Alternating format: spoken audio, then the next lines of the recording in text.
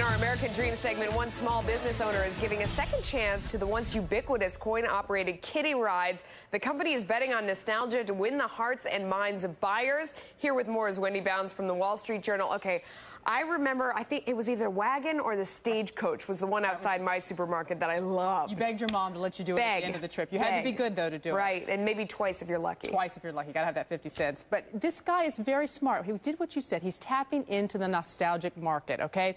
This is a company called Kiddie Rides USA, based out in Denver.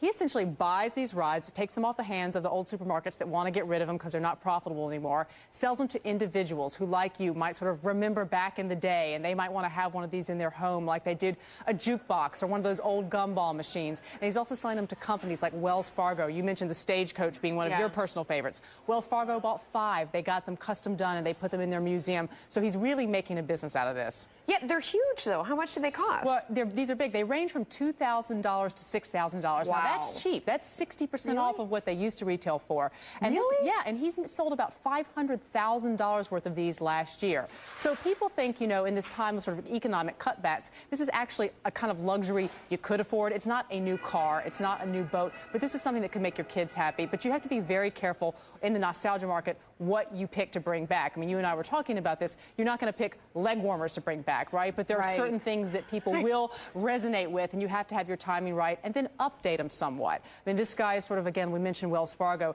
He's putting their logo on it. So he's taking something old, but he's making it a little bit new for Wells Fargo or somebody else, like an ice cream parlor, to put in there. He customizes it so that it brings it sort of back into the modern day age. Is this more for individuals, do you think, or businesses that want to buy these? It's a good question, and it's both. I mean, individuals buy them, again, because they have the fond memories like you do. They can have their kids, their grandkids be on it. It can be something unique. We mentioned like a pool table, a jukebox. But businesses are, too. Ice cream shops, dentist's office, you know, doctor's office, because it puts kids at ease when they walk in. And that's the key about a market like this. You have to go out and find the market. He went out, he got interior decorators on board to help sell these. He went to doctor's offices and said, you know, do you guys want to put these in there? So these are like unique places where they can think to put them in that you might not automatically, you know, think of otherwise. Any concern? I mean, a luxury you can afford $2,000 to $6,000. That sounds like a lot of money to me in a time when the market may be turning, or the economy may be falling. You have to think of it on a relative scale. I mean, we still have people out there who are spending a lot of money, at least on the luxury level. Now, if they don't want to go out and buy the new Porsche,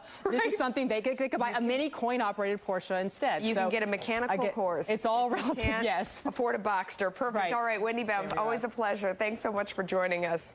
Dylan, which one do you like? Oh, it's impossible to make those sorts of decisions. It's both, everything.